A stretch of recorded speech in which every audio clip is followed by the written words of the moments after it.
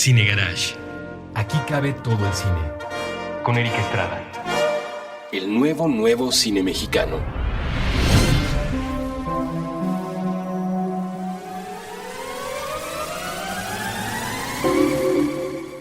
Puentes. Hola, ¿qué tal? Muy buenas. Vamos a comenzar un programa nuevo de Cine Garage en Puentes. Como todos ustedes saben, nuestros episodios se estrenan de lunes a viernes a las 7 de la tarde. A partir de ese momento, igual que ocurre con el resto de los 25 programas que tenemos aquí toda la semana, Cine Garage hace uno más, es decir, tenemos 26 en total.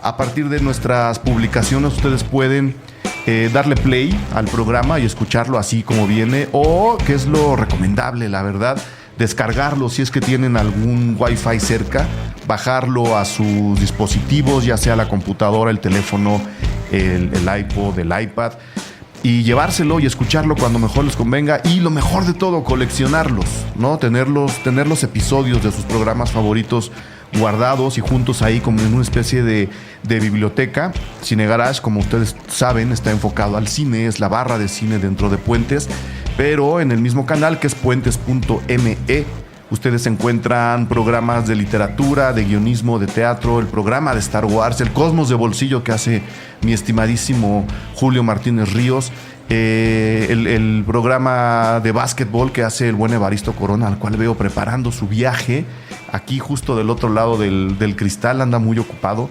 Se nos va un viaje largo del cual va a traer muchísima información, ya lo verán ustedes. Y bueno, pueden ustedes escucharlos, llevárselos y suscribirse a nuestros canales, que son Tuning Radio, si no me equivoco. Mitzi, muchas gracias, que está aquí en los controles, en la producción, en la ingeniería de audio. Estamos en Tuning Radio, estamos en Stitcher, está el canal de YouTube, que es Puentes MX, como todas nuestras redes sociales. Bueno, pueden descargarlo directamente en puentes.me. Y bueno, el canal que yo utilizo, que es iTunes. En iTunes se pueden suscribir también a nuestros programas, y la aplicación solita les baja cada uno de los nuevos episodios de los programas que ustedes seleccionen. Hoy, como todos los miércoles, el programa estará dedicado a lo que está pasando en el cine mexicano, a lo que se está haciendo ahora en el cine mexicano y a la gente que está haciendo cosas en el cine mexicano. Y me acompaña Humberto Busto, un actor ahora convertido en director. Él nos explicará un poco lo que lo motivó a dar este salto. Pero bueno, Humberto es una persona de la cual yo he visto prácticamente todas sus películas, lo cual me hace sentir muy contento en el momento de comenzar esta entrevista. Y quiero darte la bienvenida, Humberto. Muchas gracias por ofrecernos esta plática, porque yo la verdad no tenía al alcance el proyecto del cual vamos a hablar ahora, y tú hiciste el favor de acercarte y decir: me gustaría platicar de esto. Y como siempre hacemos aquí en Puentes, estos micrófonos están abiertos a sus propuestas y a sus necesidades. Por supuesto dije, venga, creo que es un proyecto del que tenemos que hablar, con una persona además que vale la pena platicar con. Es alguien con quien se puede platicar y con quien lo vamos a hacer en esta tarde. Humberto, bienvenido a Puentes. Muchas gracias, y gracias por el interés y el espacio, eso siempre se agradece. No, hombre, aquí para eso estamos. Humberto, como decía, es un reconocido actor, porque sí, su cara es muy, muy, muy familiar, pero al mismo tiempo es un actor que está buscando siempre otros vehículos y otras historias, lo cual me hace sentir muy, muy contento de ver que alguien no está siguiendo en los canales tradicionales todo el tiempo. Se vale, ¿no? Se vale apostarle a las grandes producciones. Una de sus primeras películas fue Amores Perros, si no es que la primera, ¿no? Ahí tú me corregirás. Creo que ahí fue la primera vez. Sí, primera. Que el mundo te vio en cine, ¿no? Porque antes hacías tele. Sí, de hecho antes no, o sea, estaba estudiando en el CUT, ese fue mi primer casting, mi primer trabajo. Ajá. En realidad fue mi primera coordenada creativa, sí. Y estuvo muy bien, además, porque así que digas, uy, un papel muy menor, tampoco. O sea, sí se te ve en la pantalla en Amores Perros, sí, ¿no? Es un personaje que quiero mucho, que la gente hasta la fecha... Hay veces en que me los topo en el súper y me empiezan a decir los diálogos de la película, y luego yo me quedo ¿de qué están hablando? Y yo sé, claro, están diciendo los diálogos de Jorge. No, la verdad sí, le tengo mucho cariño, me abrió las puertas de muchas cosas. Sí. Y luego rescaté algunas de las películas en las que has actuado, por supuesto son más, pero rescaté, digamos, las que tengo más frescas o las que me han gustado más. Morirse en domingo es esta comedia negra que habla justo de eso, ¿no? De la desventura de un hombre que se muere en un domingo, que además es puente, si no recuerdo mal. Sí. Y hay todo un lío ahí para tratar de enterrarlo. ¿Estoy bien? Exacto. Es esa, ¿verdad? Sí, exactamente. Sí, dirigida por Daniel Gruener. Exacto, sí. Junto con Maya Zapata y Silverio Palacios. Y sobre justamente el negocio que está detrás de los cadáveres, en donde de repente, pues el cadáver de tu abuelita resulta que esas cenizas que te entregaron no son las de tu abuelita, son las de un perro que se echaron por ahí. Y qué es lo que sucede con esos cadáveres que de repente acaban sirviendo para venta en universidades, para prácticas, o para transportar droga, o para... Ya me acordé todavía más. Sí, no, la película la vi en su momento, es del 2006, y la verdad creo que son películas que deberíamos rescatar. Digo, no que Amores Perros esté mal, pero Amores Perros tiene más chance de que la pasen en televisión que lo hacen. Sí. Pero creo que deberíamos después voltear a cosas como Morirse en domingo, o la propia Abolición de la propiedad, que es una película que yo creo, honestamente, no lo digo porque esté esto aquí, una película que México no entendió. O sea, la dejaron pasar así como de largo, ¿no? Sí, qué fuerte. Ay, qué terrible. Pero la buena noticia es que justo la semana pasada ya la pueden ver en Netflix. Ah, mira. Entonces eso es como una premisa de estos días, y la gente que no la ha podido ver creo que es una buena oportunidad. Tenemos un programa, el de los lunes, que está dedicado a rescatar, se llama Retrovisor, y se trata justo de si la película está en Netflix o llega de repente de nuevo al cine o sale en Blu-ray, podemos volver a hablar de ella. Entonces creo que es un buen pretexto para engancharte y decir qué te parece después volver a los estudios de Puentes y a los programas de Cine Garage a hablar de... Sí, porque a veces son coordenadas que no implican solo la película. Yo me acuerdo de Morirse en domingo cuando se estrenó. Estaba el Fico en ese entonces. Sí. Estaban las películas del Oscar. O sea, era una semana fatal para poder estrenar una película mexicana. Ahora ya creo que también hemos ido entendiendo un poco cuáles son los pequeños huecos que pueden quedarnos para poder presentar películas, porque hubo un momento en donde había una transición sobre, ok, hay espacios, pero están compitiendo con 20,000 cosas al mismo tiempo. ¿Cómo se ve? Ahora hablamos de tu parte de director, que, insisto, el proyecto que vienes a presentarnos y que se llama La Teta de Botero me interesa mucho, pero antes, como para aflojar las tensiones, que descanses, que te lo tomes con calma. Luego te aguantas. No, yo te juro, aquí han salido programas que de repente tenemos que decir, señores, hay que partirlo en dos, va la primera parte, pero se graban de corrido. Nosotros no tenemos bronca. Esa es justo la gran ventaja de Puentes. Veo mucho cómo los directores sufren al momento de estrenar las películas, justo por lo que dices. Hijo, es que viene Thor y luego vienen los Avengers, entonces la semana que nos queda es esta, pero es puente. Como actor, sigues hablando con el director a la hora del estreno y se siguen comunicando estos miedos que no deberían tener porque la cartelera debería ser más justa, o te encierras en tu caparazón y dices, pues a ver qué pasa con la película, no puedo hacer nada más, porque creo que en realidad no se puede hacer nada más. Una vez que ya hiciste la gira de medios y que ya platicaste y que ya vendiste tu película, todavía te angustia y a la hora del estreno. Como actor sí me gusta vincularme con el proyecto hasta el final. Y sí me parece muy interesante las coordenadas en las que se presenta una película, el tipo de publicidad que se le hace, la distribuidora con la que trabajas. O sea, son cosas de las que también aprendes, y casi siempre aprendes a partir de la prueba y el error. Y algo que como actor, o como ahora que estoy dirigiendo, me sirve es justamente entender cómo funciona el sistema, no solo de producirlas y hacerlas, sino de distribuirlas, que es lo más complicado de todo. Hasta la fecha, no sé, Tiempos Felices, que la estrenamos este año, yo seguía con el director el lunes así de, a ver, ¿cuáles son los números? ¿Cuánto fue? No, ¿fue lo que esperaban? ¿No fue lo que esperaban? ¿Qué podemos hacer? Porque al final de cuentas sí, por ejemplo, con Abolición de la Propiedad hubo un momento donde ya teníamos aseguradas cierta cantidad de salas, se habían puesto una publicidad muy grande me acuerdo que en Perisur, en ciertos cines como importantes. Se proyectó antes en Guadalajara. Se había proyectado en Guadalajara, y al momento, un día antes de jueves para viernes, nos pasan la lista de las películas, de los cines donde iba a estar Abolición, y no estaba ni en Perisur, lo cual yo de repente me hacía cuestionar, ok, entonces, sea mentira o sea verdad que ya desde un principio se sabe a qué cines va a ir, por lo menos es importante saberlo con antelación para que también tu campaña de publicidad esté encaminada a las zonas donde va a estar. De nada te sirve tener 3 paredes llenas en Perisur si a la mera hora ni siquiera la va a poder ver ahí, ¿no? Se vuelve muy, muy interesante, muy complejo. Sí es muy frustrante Y sí, no es nada agradable. Casi siempre son malas noticias, ¿no? De repente hay oportunidad de estar en un proyecto donde se juntan todas las cosas, pero en general, pues todo el tiempo estamos luchando contra marea. Y para los directores yo les tengo un aprecio y un respeto increíble. Claro. Porque en países como este hay que tener mucha garra y mucha paciencia. Sí. Porque todo está en tu contra. Además, Jesús Magaña, el director de Abolición de la Propiedad, le echó muchas ganas, obviamente, a la película, ¿no? Si no, no te habría llamado. Creo que tu papel ahí está, tu papel como actor, no el papel, el personaje, sino lo que hiciste como actor, creo que estuvo muy bien. Y Gracias. de ahí incluso te conecto con el incidente, ¿eh? Creo que ahí hay algunos vínculos como esfuerzo actoral que te podrían llevar de Abolición de la Propiedad al incidente de Isaac Esban. Lo que pasa es que creo que Abolición de la Propiedad fue un experimento no solo a nivel de dirección de parte de Jesús, sino nosotros como actores, porque era un término medio entre el teatro y el cine.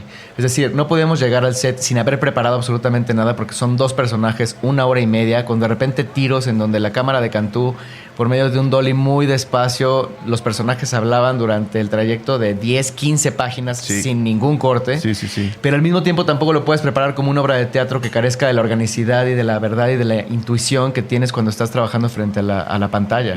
Y fue un proceso como de muchas semanas. Incluso Jesús nos encerró en su casa durante varios días, en una casa que tiene fuera de la ciudad. A ti y a mí, Aislinn a Aislinn y Jesús. Literal nos levantaba, nos daba de desayunar y como animalitos, hacía a trabajar, mijos, ¿no? Y nos quedábamos todo el día revisando cada una de las secuencias, haciendo improvisaciones, entendiendo un poco cómo dentro de este espacio onírico íbamos a poder vincularlo con la realidad, la relación entre los dos. Y fue un proyecto que la verdad creo que no se va a volver a repetir en experiencia personal, porque sí fue mucho trabajo. La única referencia que de repente teníamos pues era ver escenas de un matrimonio, ¿no? Que están esos personajes. Pero al final de cuentas tampoco tienes la experiencia ni de esos actores ni de Bergman para poder hacerlo con esa soltura. Entonces tienes que trabajarlo muchísimo y la verdad creo que aprendimos mucho. Hubo una vinculación también con Aislinn, que era su primera película que hacía, que nos hicimos grandes hermanos y que también nos enseñó muchas cosas. A mí me hizo recuperar muchos aspectos como intuitivos y muy lúdicos de actuar, que vas perdiendo conforme te vas volviendo actor y equivocadamente. Y por otro lado, a ella también le quedaron como muchas herramientas actorales bien interesantes que al final de cuentas se compartieron y se pusieron sobre la mesa. Creo que todos aprendimos mucho. Y que además ella ha sabido usar muy bien, ¿no? Luego tiene también ahí unas comedias. Esta no es comedia precisamente. De hecho, es como una especie de obra de teatro de ciencia ficción. Es una cosa muy rara que escribió en su momento José Agustín, al cual incluso tuve chance de entrevistar después de la función de Guadalajara. Yo era la persona más feliz del mundo porque dije, claro, ese tipo de películas se pueden hacer en México y claro, José Agustín está olvidado en este país, ¿no? Entonces, por eso te digo que sentí un poco la injusticia con la película. Pero bueno, Aislinn creo que aprendió muy bien la lección y ha hecho muy buenos trabajos después. Y por supuesto tú, que insisto, de ahí tienes, yo apunté en medio. Luego hablaremos de Abolición de la Propiedad. Te propongo un programa completo de la película. Tengo ahí en medio, después de Lucía, una película que a la fecha la gente está revisando. Te lo quiero decir a manera de confesión casi. La crítica que yo hice en Cine Garage no es precisamente la mejor. A mí la película no me alcanzó a gustar. Pero la gente ¿qué te puedo yo decir? Cada 2-3 semanas sigue dejando comentarios abajo de la crítica, es decir, la están revisando. Entonces yo creo que eso también como actor debe ser muy satisfactorio, independientemente de los lugares donde se vio y los premios que haya ganado la película. Sí, y fue un bálsamo en ese momento en mi vida porque estaba yo haciendo por primera vez un proyecto televisivo muy absorbente, maravilloso, que se llama Los Héroes del Norte, pero que me implicaba a mí actoralmente y a todo el resto a estar manejando una farsa enloquecida donde había cero naturalidad, donde había una cuestión estilística casi caricaturesca con los personajes, y yo tenía mucho miedo de perder como las herramientas básicas de estar trabajando frente a la cámara. Y me acuerdo que cuando Michelle me invitó me dijo, güey, son unas pequeñas secuencias. Y dije, lo que más necesito ahorita es justo una película. Y una película, y me dice, es que quiero que, aparte, ni siquiera la gente se dé cuenta que eres tú. Y yo, perfecto, ¿no? Creo que lo recuerdo porque además era como más abajo, más abajo, Más abajo. Apágalo más. Me permitió volver a recordar así, ok, claro, el cine va por acá, ¿no? Fue como un buen recordatorio. Y sí, la película creo que, y más ahorita, creo que esta semana Michelle pues justo está presentando Chronic, ¿no? Chronic, creo que le tocaba hoy, si los cálculos de la hora no me fallan, creo que mientras hablamos de Michel Franco, se está proyectando su película en Cannes. Es muy probable que estén pasando todo al mismo tiempo. Entonces, a mí, yo nunca hago estas cosas a título personal. A mí Después de Lucía no me encantó, pero sí quiero desearle toda la suerte del mundo, no solo con lo que pueda pasar con Después de Lucía a partir de ahora, sino con la nueva película, ¿no? Son cosas completamente diferentes. Particularmente lo que me pasó con esa peli, al momento ya de verla, es que en algún momento llevé a varios amigos al cine. Y la reacción que más recuerdo de la película, más allá de los festivales o de las críticas, fue de que sí creo que a veces tenemos una etapa en la vida en donde somos absolutamente insoportables e inconscientes. Sí. Y hubo un momento donde... Algunos se nos queda, Algunos se nos queda. Yo, por ejemplo. Pero al final de la película había un grupo de chavos atrás que estaban todo el tiempo haciendo ruido y todo el tiempo comentando y todo el tiempo realmente enajenados como un proceso de identificación de cómo se llevan y de cómo ven el mundo. Que para el momento del final de la película, la reacción que tuvieron orgánica, de silencio y de peso con lo que sucede en el final de esa cinta... Sí.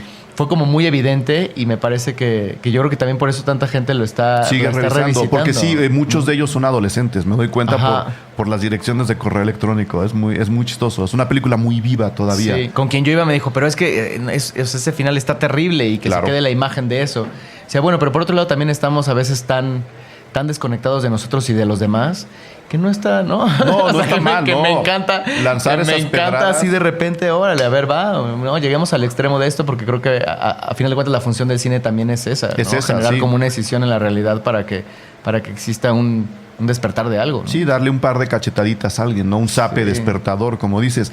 Y hablando de extremidades o de cosas extremas, tienes El Incidente después, una película que prácticamente acabo de ver y en la que Isaac Esban y yo nos envolvimos después de verla en una muy bonita discusión. Él estaba sentado en esa silla justo. Que aparte es apasionante para platicar. Sí, no, la película justo da para eso. Entonces te llevan todavía al extremo de una película de ciencia ficción mexicana,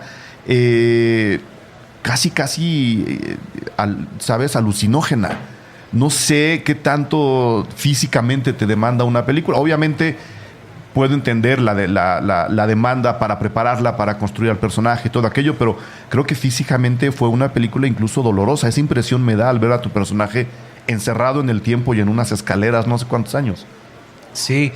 Lo que más justamente me acuerdo de la primera reunión que tuve con Isaac, yo le decía, ok, está increíble la historia, está increíble que podamos jugar con esta metáfora sobre el tiempo y la redención, el quedarnos atrapados, el cómo no superas de repente tener una circunstancia, un accidente, un incidente en donde te conectas y es difícil que evoluciones, pero sí traerlo como a nivel emocional, tácito, para que la gente que vaya a ver la película sin tener una referencia absoluta de los personajes sí se conecte con las emociones de lo que está pasando. Y ese fue como el principal trabajo que estuvimos haciendo las semanas previas al rodaje. Y para mí particularmente, sí, cuando veo las escenas de mi personaje y todo lo que le sucede, creo que sí se me conectaron varios cables de despedidas y de redenciones personales también, que en ese momento no estaba tan consciente, pero que al momento de ver la película creo que sí, y me da gusto que lo hayas dicho, porque hay gente que me lo ha comentado al momento de ver la película, y sí creo que hay como un dolor de cuando no logras avanzar, literal, y eso puede ser en unas escaleras en una carretera o puede ser en tu vida misma, aunque te sigas moviendo en la micro. Y eso me gusta mucho de la película. Creo que la propuesta de Isaac es muy particular dentro del panorama del cine mexicano actual. Muy valiente, ¿no? Lamenté muchísimo, la verdad, que no estuviera nominada para ninguna categoría en la entrega de los Arieles. Los Arieles. Porque, tiene una música, por ejemplo, espectacular que se hizo con la Orquesta Sinfónica de Praga. Hay un trabajo como detrás de alguien que realmente ama el cine y que es un absoluto enajenado del cine. O sea, Isaac es de ese tipo de personas que te saca un álbum donde tiene guardados todos los boletos de las películas a las que ha ido desde 1980 y no sé qué, ¿no? Y es un tipo que tiene, o sea, que ve muchísimo cine, que sabe que ahorita está empezando a trabajar en Estados Unidos y le auguro una carrera muy, muy, muy particular. Sí, yo creo que el cine de género está muy castigado en los Arieles. De hecho, No es queja, pero me sorprendió que incluso Las Oscuras Primaveras haya alcanzado tantas nominaciones. No me sorprende porque la película, no sé si la has visto, pero la película tiene una calidad realmente de aplauso. Me sorprende de parte de la gente que decide las nominaciones haber volteado a ver un drama urbano tan clavado en el drama urbano, ¿no? Normalmente se van por cosas muy fuera de género y creo que fue lo que pasó con el incidente en el Ariel. El Ariel, tengo la impresión de que el cine de género no les acaba todavía de llamar la atención como debería.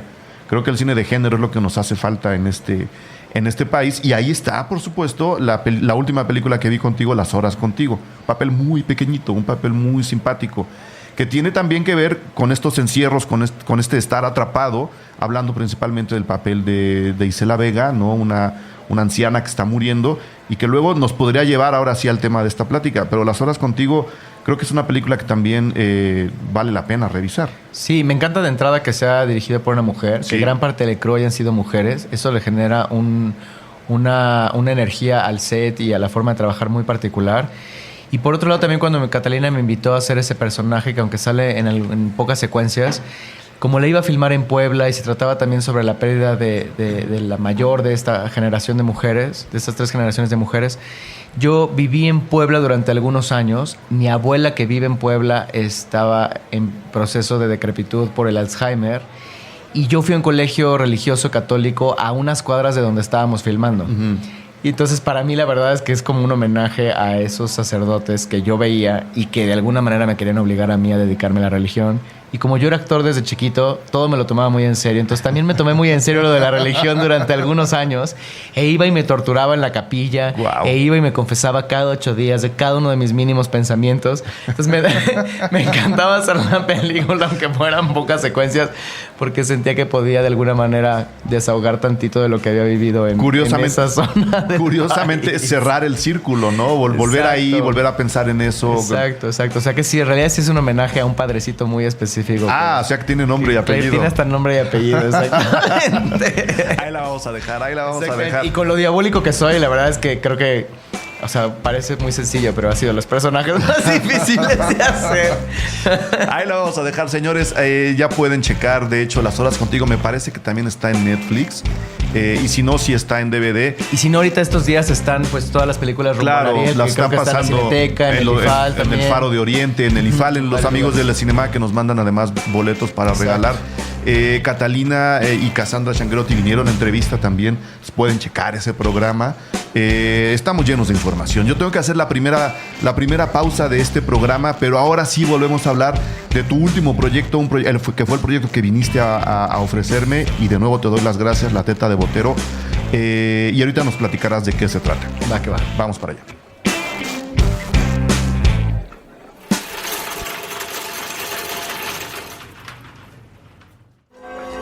Te invitamos a escuchar la primera colaboración entre el Museo del Palacio de Bellas Artes, Spotify y Puentes para la exposición Nosotros Fuimos, una colección de retratos realizados entre 1866 y 1936 que despliega una microhistoria del centro histórico y su gente. Instantes, deseos, aspiraciones y sentimientos condensados al momento de disparar el obturador. Intervenciones está disponible a través de Spotify desde la cuenta M Bellas Artes. Escucha al museo. Asiste al museo. Recorre la exposición en compañía de la playlist. Nosotros Fuimos. Hasta el 31 de mayo. Museo del Palacio de Bellas Artes. Puentes.mm.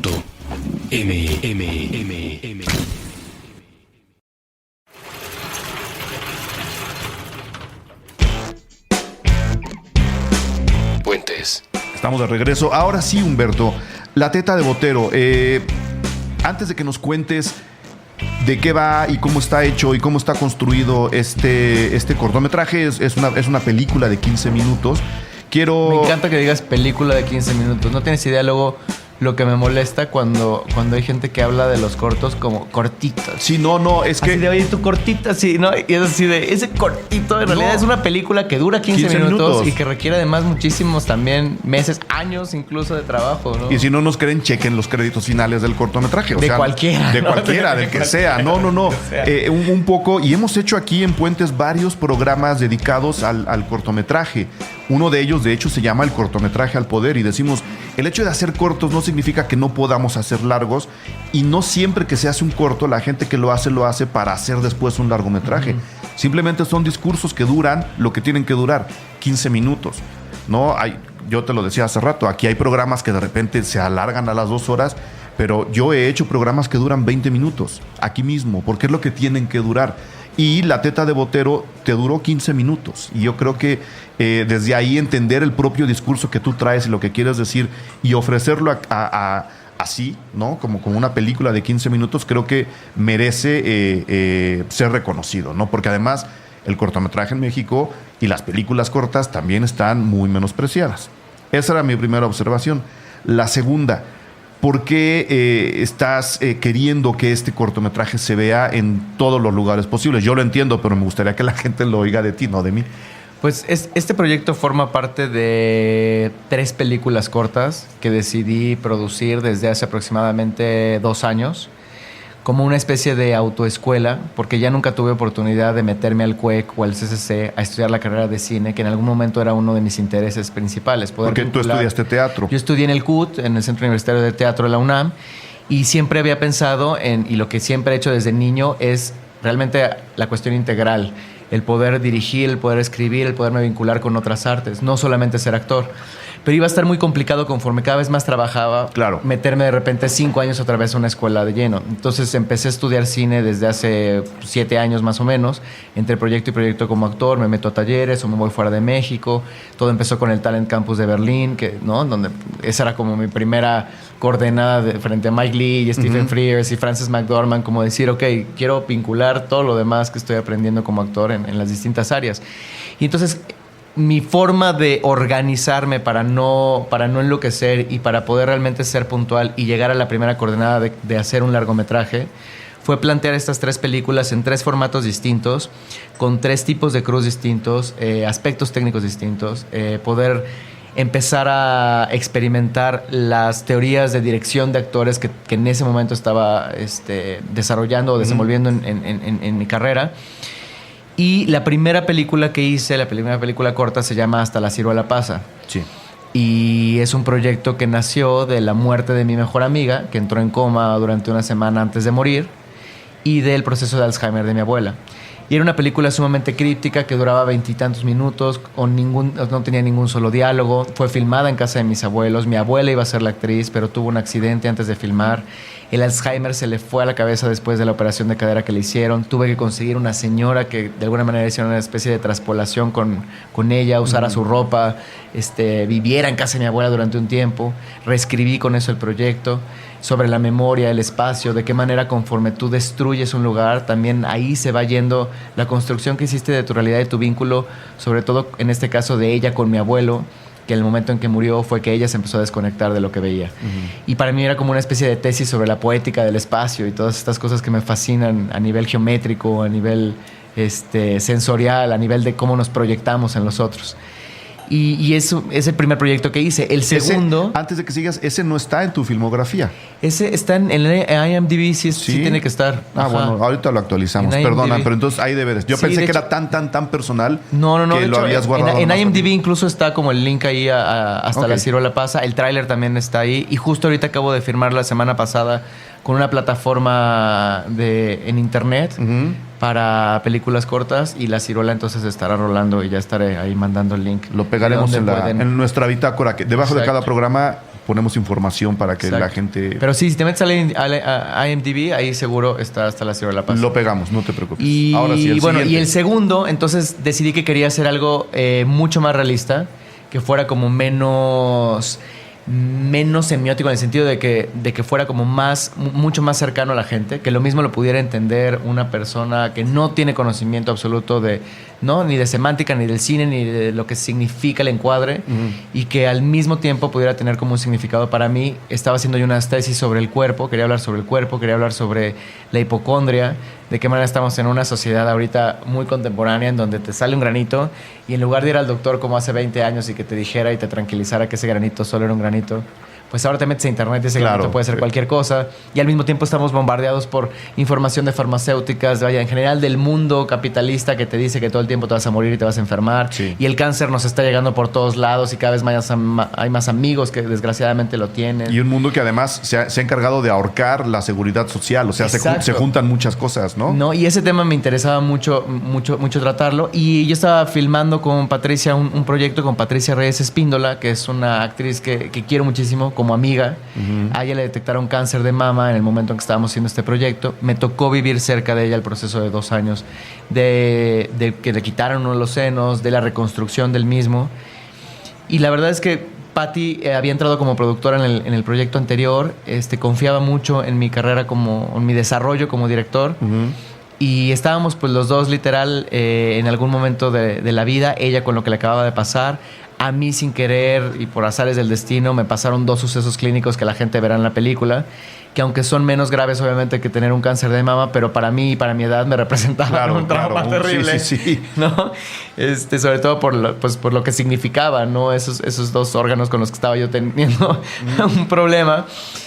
Y llegó un momento en donde dijimos, bueno, tenemos 2 posibilidades: o ponernos a llorar por estas cosas, o hacer algo creativo, y en eso me identifico mucho con ella, ¿no? La posibilidad de hacer una película, que es al final cuentas lo que hacemos, y que esa película pueda servirnos a nosotros como un proceso de reestructuración y pueda servirle también a alguien más, sin que se vuelva didáctico ni tampoco ñoño, porque también hicimos una investigación sobre el cáncer de mama, ¿cuántas películas hay? ¿Qué tipo de películas hay? Y veíamos o que eran demasiado cursis y demasiado empalagosas, o bien eran demasiado dramáticas y demasiado pesimistas, ¿no? Y queríamos como encontrar un balance como en la vida, en donde de repente tú estás encapsulado y piensas que eres el único que está teniendo una desgracia y te lo guardas para ti mismo, y la verdad es que nunca sabes que el otro igual está pasando por un proceso parecido, o cada quien a final de cuentas tiene una pérdida de algo. Que es un poco lo que decías hace rato, ¿no? Nos hace falta reencontrarnos y voltearnos a ver en el país en particular y en el mundo en general. Y nos hace falta también conocernos a nosotros mismos y entender que lo que podría estarte afectando a lo mejor te está dando oportunidad de hacer otra cosa. Y es ahí, en este caso, donde viene mi segundo agradecimiento por haber hecho la película. Hacer otra cosa a ustedes les significó decidir hacer una película de 15 minutos y decir, pues mira, para hablar de estos problemas y para hablar de cómo están pasando las cosas en este momento, no necesitamos un documental, no necesitamos una película pesimista, no necesitamos una película exageradamente optimista. Necesitamos contar un pequeño cuento, quizá con un final abierto, quizá con un final esperanzador, no lo sabremos, cada quien lo interpretará como quiera, pero dejándole también a la gente la idea de piénsalo, ¿no? Yo te estoy contando lo que a mí me pasó cuando no quería contar lo que te estoy contando, piénsalo tú.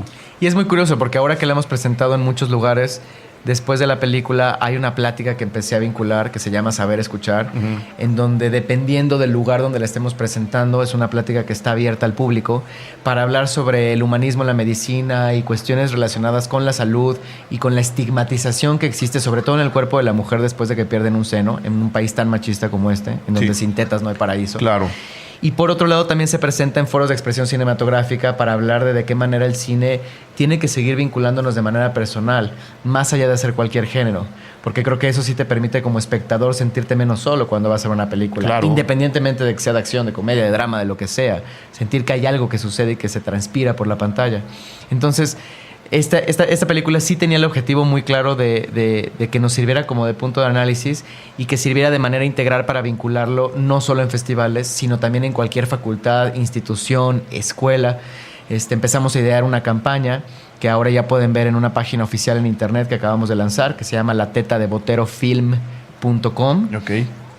en donde viene toda la información de la película, un detrás de cámaras, en entrevista a Pati y yo de por qué hicimos la película a detalle, vienen fotos y viene también sobre todo un correo para que cualquier persona, institución, etcétera, que le interese tener esta proyección junto con la plática en su estado, pueda contactarnos a través de esto y podamos ir... ¿En cualquier parte de México? En cualquier parte de México, en cualquier parte del mundo incluso. Ok. Entonces, lo que ha sucedido es que la gente ha reaccionado muy positivamente y de repente habla la directora de una facultad, la Facultad de Oncología de tal estado, y voy y presento la película frente a 300 estudiantes de medicina, o a veces la presentamos el año pasado en el Congreso Nacional de Sobrevivientes de Cáncer de Mama frente a más de 100 mujeres que la mayoría no tienen uno de los senos.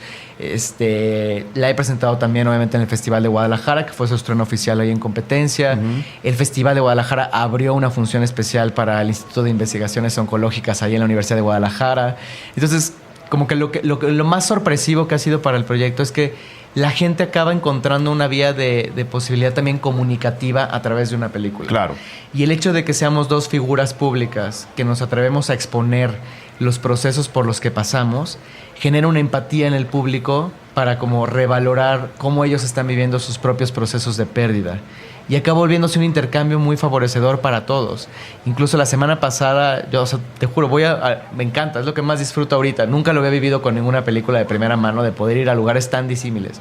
Hay una actividad que se llama el comedor comunitario, que literal es una señora en el centro histórico que decidió en su comida corrida cada miércoles a la gente que vive ahí, que come ahí, que al vagabundo que pueda pasar por ahí y se le antoje ver algo, cada miércoles a las 6 de la tarde les presenta algo. Y empezó a presentar un corto a la semana junto con el director para poder hablar de esas cosas. Y fui la semana pasada que me invitaron y presenté la teta ahí, con gente que realmente necesita ver ese material y que si no es de esa manera, pues a lo mejor en su vida se enteran que esta película existe. Claro. Y las cosas que suceden, las pláticas que suceden, el hecho de que empiecen a vincularlo con la forma en que se relacionan con su entorno, con el país, con lo que está sucediendo políticamente incluso, todo a partir del cuerpo y de Pati y de este statement de vida que establecemos, me está resultando fascinante, me emociona mucho. Sí, porque ahora, además perdón que te interrumpa, sí. es como confirmar que la creación artística y la creación en general, ¿no? Incluso de lo que quieras, de ropa, puede llegar a abrir de nuevo las vías de comunicación y su finalidad acaba siendo esa, ¿no? Se ha discutido mucho sobre la relevancia, la importancia del arte, para qué sirve. Yo creo que no nos hemos dado cuenta a estas alturas de la humanidad, fíjate, y no porque lo diga yo, es cierto, esa es mi idea, no nos hemos dado cuenta que el arte sirve para platicar, para sentarnos y decir, yo creo esto, dime qué crees tú. Sí, y a veces necesitas ver una película para entretenerte y vas y, sí, ¿no? y ves esa película. Sí, yo particularmente sí soy más partidario de los procesos creativos, sea en pantalla, sea en televisión, sí. Que me confrontan y que me hacen pensar y que me dejan algo todavía para la vida, más allá de irme y sentar, comer unas palomitas y después olvidarme de la película por mucho que me haya reído. Claro. Y eso creo que puede pasar en cualquier género. O sea, el incidente, cuando de repente son los Q&As después de la película, a mí me empezó a impresionar también mucho las primeras proyecciones en donde había señoras que tienen 50 años y ven el incidente y tú dices, es una película de ciencia ficción y empiezan a hablarte de lo que significa haberse quedado atorado en una etapa de la vida y de cómo entonces nos ensaguecemos. Y dices, wow, eso no tiene nada que ver con el género. ¿No? Y ese tipo de vinculaciones creo que son importantes, sobre todo en un mundo que ya se ha vuelto tan capitalista y en donde lo único que importa es el dinero y cuánto ganamos y cómo eres y qué tienes y qué no tienes, ¿no? Sí, no, y bueno, qué bueno que la comunicación se está abriendo, y creo que en parte es porque a pesar de que uno de los dos personajes que tenemos en la película tiene cáncer de mama, acaba hablando de cualquier tipo de cáncer y en realidad en cualquier tipo de enfermedad. Sí, incluso más allá de la enfermedad, porque algo de lo que pusimos Pati y yo sobre la mesa y que queríamos rescatar es el encontrar tantas historias de mujeres que obviamente después de que dejan de tener un seno y por más que se reconstruyan, se aíslan completamente, y más si tienen más de 50 años, porque creen que su vida sexual ya está terminada. Acabada. Ya no va a haber nadie con quien conectarse. Y tener la posibilidad de contar una historia, que te lo juro que ha sido muy simbólico, porque hay gente que incluso hace un juicio de valor sobre el hecho de que una persona más joven se meta con alguien más grande en un intercambio que desde mi perspectiva no solo es sexual, porque además en la película nunca alcanzas a ver exactamente qué sucedió en ese momento de intimidad. que pueden pasar muchas cosas. Un momento de intimidad desnudos no precisamente y no siempre termina en un acto sexual. No. Hay muchísimas cosas en medio que me parecen más interesantes. Sobre todo de una mujer que... En medio y alrededor. En medio y alrededor. Y sobre todo viniendo de una mujer que se está atreviendo a lanzarse al vacío y alguien que también está desesperado por volver a recobrar la vida. Que por eso el título de La teta de Botero es por dos razones. Una, porque Patty durante el proceso de reconstrucción hay un momento en donde se inflama demasiado la piel por unos expansores que se tienen que usar. Y es de los momentos más dolorosos del proceso. Y fue a ver una exposición de esculturas de Botero y se dio cuenta de que su cuerpo se estaba convirtiendo en las dimensiones de esas esculturas. Y cuando a mí me lo contó, a mí se me hizo muy entrañable porque creo que el personaje de Quique, de alguna manera a través del personaje de ella, también es como si volviera a mamar, ¿no? Literal, o sea, de una mama existencial, simbólica, en donde vuelve a recobrar un poco esta nueva leche, esta nueva vida para poder, por lo menos, independientemente de lo que le pase y de lo que le vaya a suceder después, tenga oportunidad de volver a echarle aceite a su cuerpo. Claro. y de permitirse volver a moverse y decir, pues va, ¿no? No soy el único. Sí, exacto. Eso es parte de las ventajas de la película en cuestión, te digo, de que el final sea abierto y de que... Y es muy curioso porque además, perdón que te interrumpa, pero entre más pesimista es la gente en la vida, un poco más no le gusta el final de la película, ¿no? Oye, me acabas de hacer sentir muy bien. Yo soy un pesimista profesional. No, pero vaya, me parece como muy simbólico porque cada quien justamente proyecta también ahí en la peli. Y a mí no me parece que el final sea 100% optimista. Me parece que... No. Que hay una sensación, lo que pasa es que es muy sutil de dejar las cosas abiertas. En este momento que siempre me fuera tan íntimo de cuando uno está en su casa y se conecta melódicamente consigo mismo. Porque en realidad, pues eso no significa tampoco que saltes de alegría. Significa por lo menos que no te vas a quedar engarrotado en un estado catatónico el resto del tiempo. Que no estás sentado, que es un poco lo que les ocurre a estos dos personajes en la primera mitad de la película. Para mí, de hecho, cuentas la misma historia dos veces. Es un acto de conexión, de cariño, primero con otra persona y luego contigo mismo, que creo que es donde el final no se vuelve optimista, pero sí se vuelve esperanzador. O sea, señoras y señores, no somos inmortales. Nadie. Pero este momento que estoy teniendo en este instante, ya sea con alguien más o conmigo mismo, no me lo va a quitar jamás. Nadie más tampoco, ¿no? Y creo que ahí es donde está una de las grandes aportaciones de la película. Independientemente del valor de doña Patricia Reyes Espíndola, de abrir el personaje como lo abre y de abrirse ella. No sé qué tan fuerte haya sido para ella esa parte de la película en donde se nos entrega, como se le entrega al personaje a Quique, se nos entrega a nosotros también y uno no puede hacer sino decir bravo. Sí, a mí me parece impresionante el acto de valentía que tiene ella en general para enfrentar esto y para compartirlo. Porque hay muchas otras figuras públicas que también están pasando por un proceso así, que incluso ya lo pasaron, y que es algo muy íntimo que deciden guardárselo para sí mismos. Y a mí me sorprendía muchísimo desde el principio la forma en que Patty me lo contaba, el libro que empezó a escribir a partir de esas experiencias, el hecho de aventarse a compartir no solo sus emociones, su cuerpo también en la película. Eso me parece de un gran valor.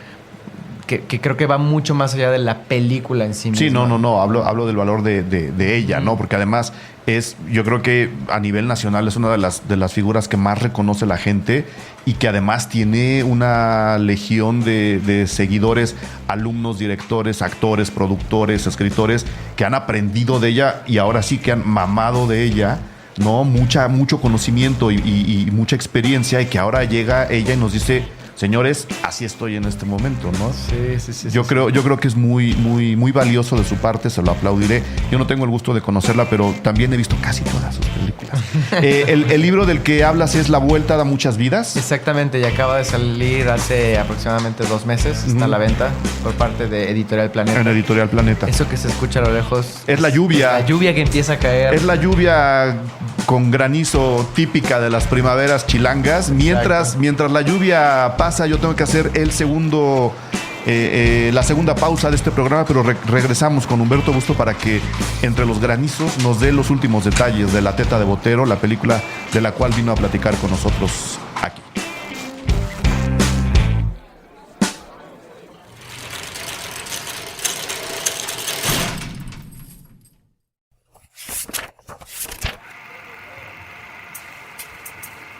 Durante las semanas recientes, ahora que nuestros programas han estado subiendo a la red, la pregunta se ha repetido.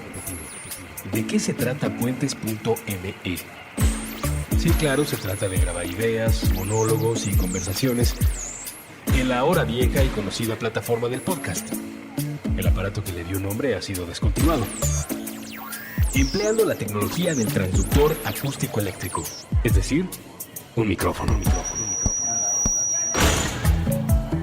Puentes también se trata de básquetbol, de cine, de guionismo, de literatura infantil, de Los Simpson, de ciencia y ciencia ficción, de arte callejero, de libros y lectores, de la guerra de las galaxias, de drogas recreativas y el derecho a consumirlas, de videojuegos, de teatro, de diseño, de agua.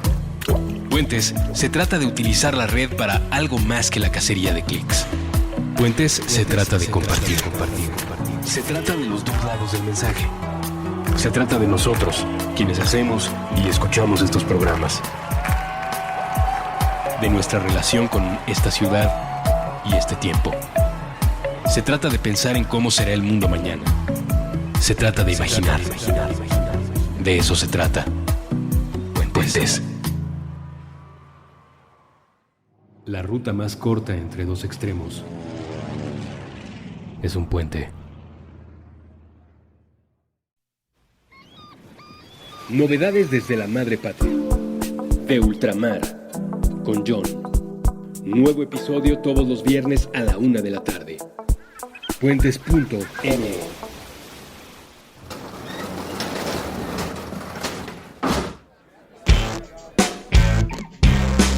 Puentes. Ahora sí, estamos de regreso. Y en lo que pasaba la tormenta de granizo que nos cayó aquí en la Ciudad de México, platicábamos de el riesgo, le voy a llamar así, el afortunado riesgo de dirigir a Patricia Reyes Espíndola, ¿no? O sea, lo digo porque te estás enfrentando a un monstruo de la actuación, de la historia del cine mexicano.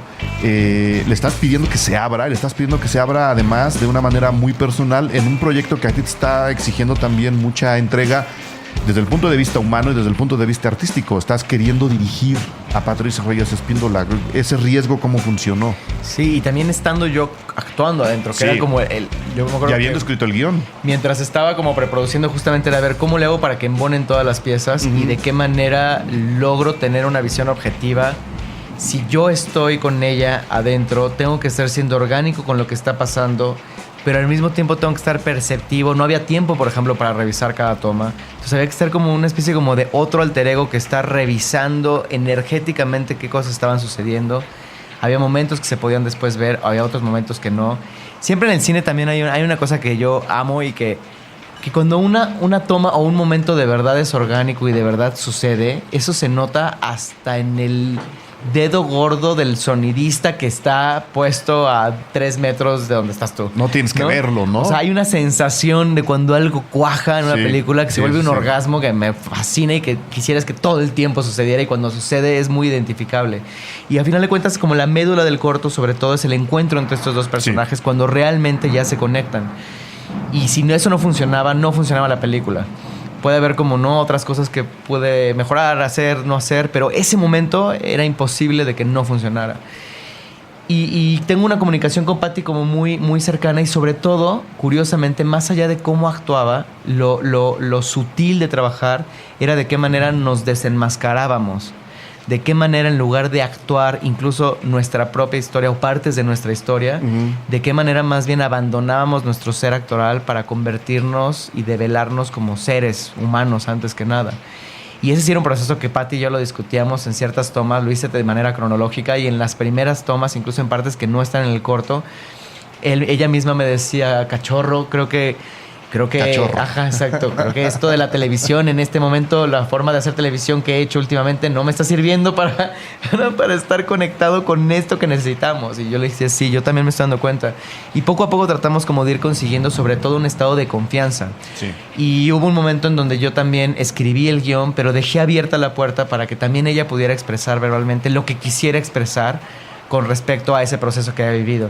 Ya después en edición decidimos, ¿no?, qué funcionaba para que la película cuajara y tampoco se volviera absolutamente explicativa o melodramática. ¿Ella como productora, ¿no?, te ayudó a montar el corte final? No, para nada. Ella me dio absoluta libertad y lo que sí es que ensayábamos en su casa, íbamos con el camarógrafo, más o menos establecíamos cuál iba a ser la dinámica, porque como te decía, en el corte solamente había posibilidad de estar un día. Haciendo este corto y tenía que ser con luz natural, era un crew muy pequeño. Era en su casa, que también estaba en reconstrucción, para que ella pudiera sanar el proceso.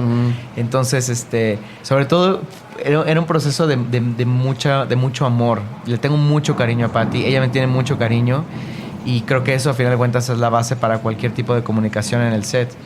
Lo más complicado, de repente, más bien se me hacía el hecho de estar adentro y afuera, porque ¿cómo le haces también para tener un cronómetro, o sea, un termómetro más bien de lo que yo estoy haciendo, si tampoco puedo revisar cada una de esas tomas? Claro. Y sí es complicado. Ni Woody Allen puede, ni Woody Allen tiene que verse así mismo, ¿no? Y me acordaba mucho de Woody Allen, la verdad, porque además en algún momento mi personaje es como sumamente verbal y como que desahoga. Y había momentos que pensaba que el personaje debía de cargar menos potencia verbal. Pero decía, no, es que hay personas en la vida real que, digo, yo lo soy también, que somos sumamente verbales y que a lo mejor podemos estar en silencio mucho tiempo, pero de repente cuando algo explota y de repente sí me acordaba mucho de los personajes woodyanescos, ¿no? De cuando empiezas así a vomitar y a vomitar y a vomitar. Y pero sí, sobre todo creo que ese momento creo que fue el más mágico y el que más voy a recordar, de cuando de verdad sucedió como el encuentro entre los dos, porque creo que fue el momento en donde tanto Patty como yo nos dimos a nosotros como de, estos somos, esto nos dolió. Y siempre tengo una teoría de que cuando uno hace proyectos, así sean de ficción como actor, uno siempre arroja fantasmas a la lente de la cámara. Eso siempre, es una imagen que siempre he tenido. Aunque sea de manera... Me encanta como el trueno detrás. No, tenemos un... la productora Mitzi es buenísima productora. No sabes cómo le está poniendo salsa al programa, ¿eh? No, pero como te digo, ese momento en donde te liberas y sí, ese sesgo entre la realidad y la ficción... Sí. Que creo que es lo que hace, apenas en una plática con Schlondorf, el director del Tambor de Ojalata, que hablaba sobre lo maravilloso que son los actores, porque siempre hay un momento, si son películas además que por alguna razón positiva, o sea, orgánica, están ahí, hay un momento siempre en donde el ser humano, antes que el actor, tiene un encuentro consigo mismo a través de un personaje, a través de esa historia. Y ese momento es un momento inenarrable y es un momento mágico y es un momento entrañable. Porque al final de cuentas lo que buscas es la verdad y la verdad siempre acaba viniendo de algo que eres. Claro. No sé, eso me sigue fascinando del cine. Que consigue que la gente no solo exprese a la hora de hacer la película esos momentos, sino que quien ve la película también lo puede experimentar. Sí, porque más allá de que digan, ¡ay, qué buen actor eres! ¡Ay, te voy a dar el Ariel! Va más allá, sí. Creo que lo más importante de hacer una película es que en algún momento un espectador conecte con esa decisión justamente que se hace en la pantalla y pueda conectar con ese otro ser humano o ese otro espíritu que está ahí detrás. Y eso es bien complicado de hacer. No sucede todo el tiempo. No pasa todo el tiempo. Y lo buscas siempre, pero haces todo el trabajo. Pero... No siempre acaba cuajando. Yo la verdad quiero desearles toda la suerte del mundo con el cortometraje, con la película La Teta de Botero. Creo que es una película que sí se tiene que difundir y es un tema que se tiene que platicar. Tenemos que sacar a muchas mujeres de esa caja en donde a veces una sociedad que no necesariamente se ha distinguido por su liberalidad como la mexicana, las esconde y las obliga a encerrarse, ¿no? No solamente hablando de enfermedades como el cáncer, y no solamente hablando del cáncer de mama, sino por otras muchas circunstancias. O sea, yo creo que a través de historias como esta, las mujeres pueden encontrar la salida de esa caja y que todo el mundo empecemos a hablar de lo que ellas sienten, de lo que les hemos hecho y de cómo podemos arreglar estas heridas que van más allá de lo físico, ¿no? Entonces sí quiero agradecerles que lo hayan hecho. Quiero desearles toda la suerte del mundo y me gustaría que repitieras cuál es la manera de contactarlos para que presenten el cortometraje y después haya esta plática que nos comentabas. Bueno, en Facebook pueden encontrarlo como La Teta de Botero, que siempre esos likes que van subiendo y la forma en que se va vinculando la información es importante. El Twitter que acabamos también de abrir, o sea, @La Teta de Botero.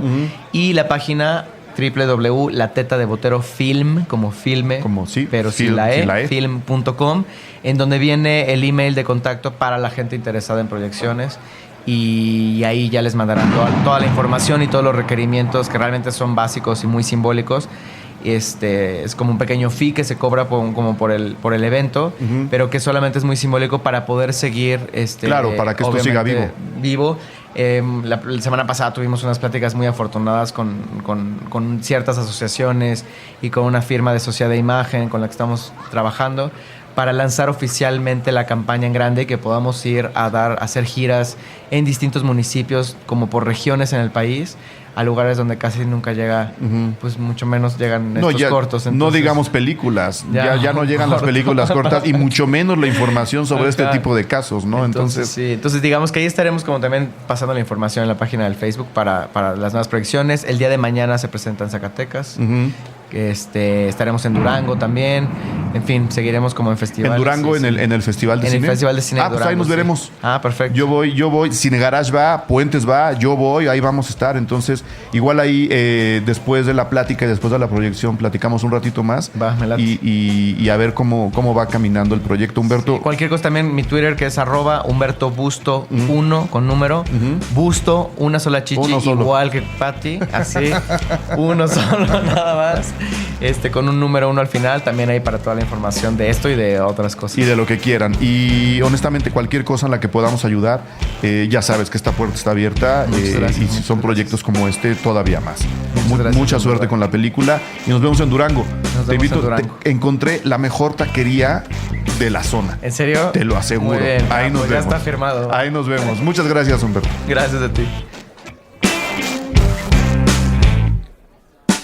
Cine Garage. Aquí cabe todo el cine. Con Eric Estrada. El nuevo cine mexicano.